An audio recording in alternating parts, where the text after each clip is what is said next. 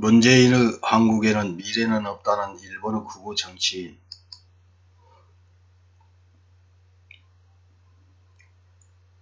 얼마 전 죽은 백선엽을 두고 일본 내 극우 혐한들이 발악하고 있습니다. 그 대표적인 자가 전 주한 일본 대사였던 모토 마사토시입니다.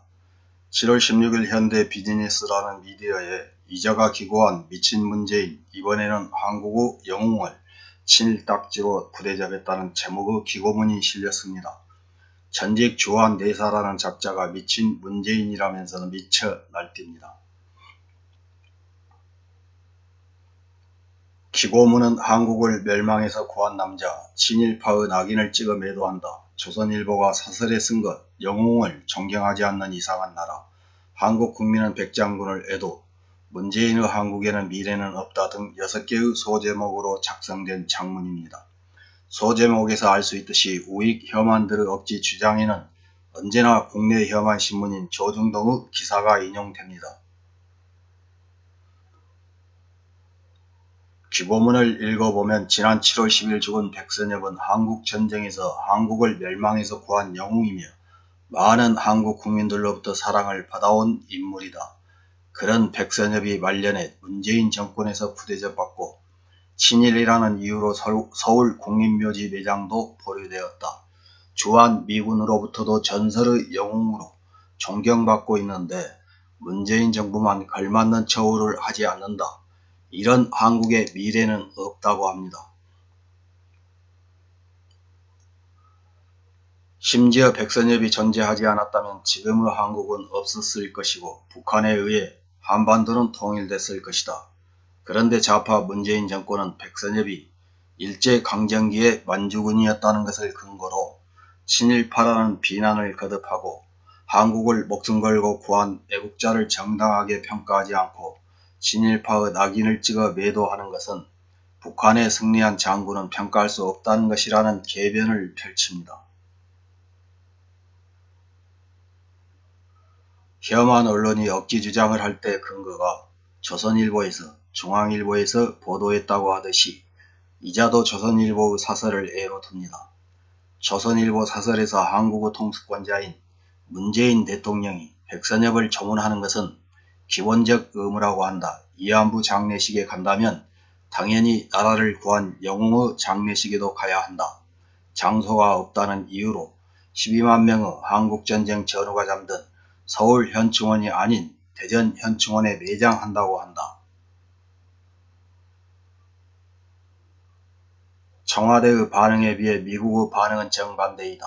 미국 백악관의 국가안전보장회의는 성명을 내고 한국은 1950년대에 공산주의의 침략을 격퇴하기 위해 모든 것을 내던진 백선엽과 영웅들 덕분에 오늘날 번영하는 민주공화국이 됐다고 애도의 뜻을 표명했다.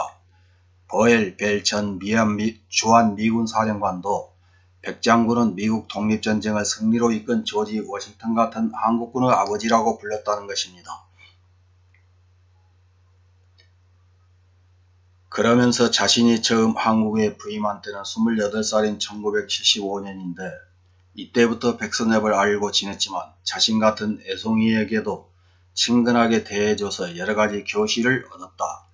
자신이 아는 한국의 지식인, 군인들은 그런 백선엽에게 친밀감을 느끼고 경의를 표명했다. 그런 백선엽이기 때문에 한국 정부는 차가워도 많은 시민이 자발적으로 애도의 뜻을 표하고 있다는 것입니다. 마지막으로 한국 정부의 대응은 한국의 안전보장을 위기에 빠뜨리고 한일 관계를 더욱 파괴하고 한미 신뢰관계를 손상시킬 것이다. 구국의 영웅을 존경하지 않는 사고구조에서 자국을 지키려는 의식의 부족함이 엿보인다. 그렇기 때문에 작년 9월에 북한과 군사 합의를 맺어 한국의 방위력을 일방적으로 약화시킨 것이다.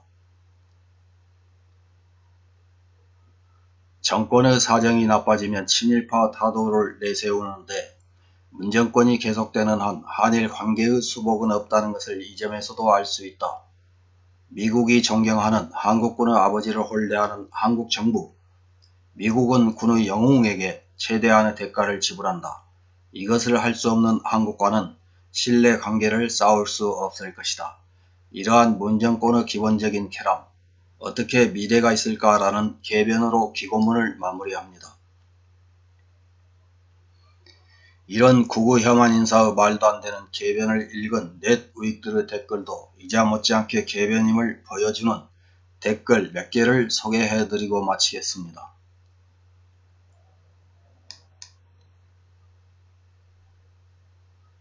첫 번째 댓글입니다. 형편이 나쁜 녀석은 모두 친일파로 숙청의 대상, 중세의 마녀사냥 같은 어리석음인데 더욱 놀라운 것은 이른바 친일 프레임이라는 것이 틀림없이 일정 이상의 효과와 국민의 지지를 얻고 있다는 점, 그 가장 큰 토대가 되고 있는 것은 반일 교육일 것으로 생각한다.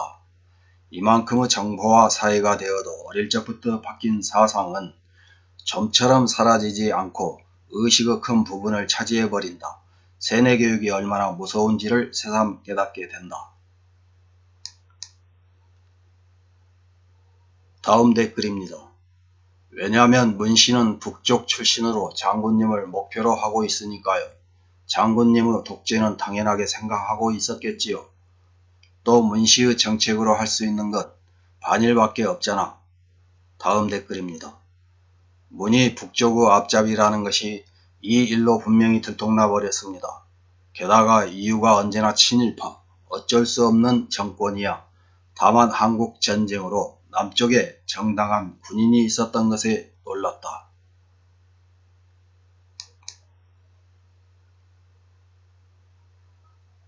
다음 댓글입니다. 문재인 외의 반일 인종차별주의자가 자유를 부과하고 마음껏 반일할 수 있는 것은 백장군 덕분이다. 베트남 전쟁과는 다르다.